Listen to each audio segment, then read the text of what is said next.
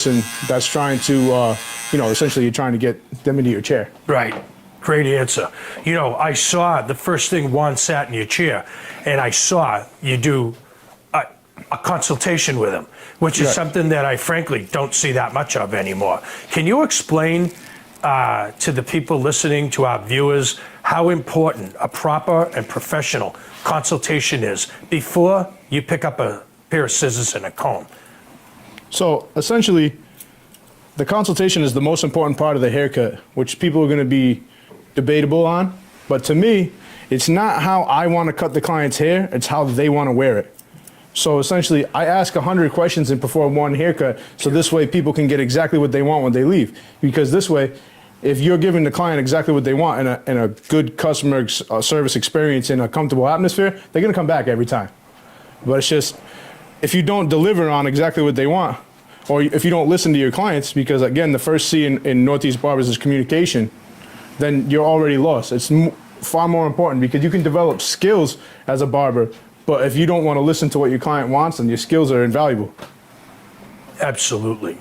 Let's talk about some of the other C's in this 4C method. Let's just go through each one and elaborate on them. Now, you talked about communication. Obviously, that goes hand in hand with the consultation. What do we got after communication? Craftsmanship. Okay.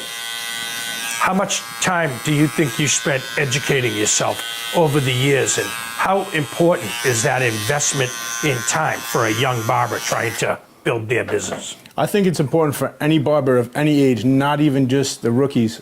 It's just more so, I spend at least 30 to 40 minutes a day watching barber videos. And I've been doing this 11 years, and I'm not just saying that. I just honestly enjoy it. It's something that I like to do. It's a growing industry all the time. So for me to sit back and relax and say, hey, you know what, I know enough, would be foolish considering how many new styles are coming, how many new techniques are coming, how much technology is coming. Because I don't expect my younger barbers or anybody else in this generation of barbers to be looking up to someone or a shop owner. If I'm not educating myself, I'm not doing a good job for them. Right. I like the idea of I have to do twice as much as they are, because they keep me fresh. They keep me readjusting my game, so this way I can consistently get better. You can level up every week after week after week. You don't get stagnant. Stagnancy is something that I see with barbers and hairstylists that makes me insane, because so many of them are unwilling to really put in the time to watch the videos. I mean, look, what's easier than watching a few videos while you're having your breakfast in the morning? It beats reading the back of a cereal box, right? And doesn't require a lot of effort at all. And there's so much information out there now between all of these different social media sites, YouTube, Instagram, TikTok, right? And so it's not hard for barbers to pick up new techniques. How much harder was it?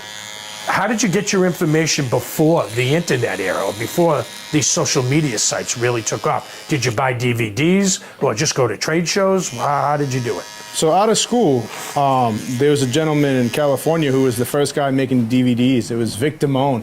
And I bought one of his, bootleg, believe it or not. And, it was really valuable to have that information at home, because in barber school, you do more cutting outside of the school than you would in the school. So as you're constantly developing your skills, you need to be able to have something to kind of fall back on. So YouTube wasn't as prevalent as it was, well, it wasn't as prevalent then as it is now. Right. So it's almost like an encyclopedia. You can learn anything on YouTube. You can learn how to do anything on YouTube. I learned how to change the lenses in my sunglasses this morning without breaking everything.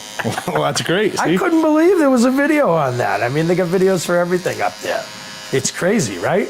Absolutely. I really believe that if you have a willingness to learn, you'll find a way. It's just... But it's that willingness to learn that we got to get people on board with, right? I mean, because so many people are just do the same thing day in, day out, week in, week out, right? Sure. So at some point, it has to be, the inspiration has to come from inside you, don't you think? Absolutely, and that's where the third C comes in. It would be the consistency aspect. Go ahead. Because as you grow, you constantly need to learn, because it's one thing to do one kind of client and one kind of service and one type of haircut, but then what happens when the styles change?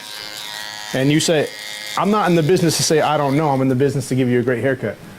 It's my responsibility as your barber to take the next step and educate myself so that this way I can provide the best service for you possible.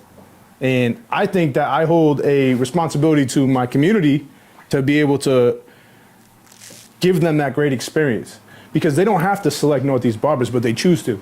Right. It's just being grateful for the person in your chair. Hey, how was your experience? How can I better your experience? You know, I was thinking about you. I'm listening to you. What can I do for you? You know, Right. it's customer service is the hardest aspect to master in barbering, because it's something that you have to be willing to budge on. You have to be a good communicator. So if you don't have that, then you're really kind of. I noticed that the best water.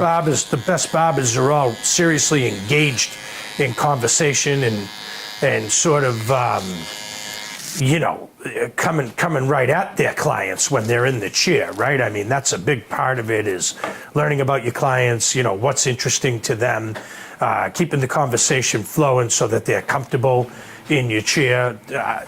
Don't you think that's an important part of the whole process?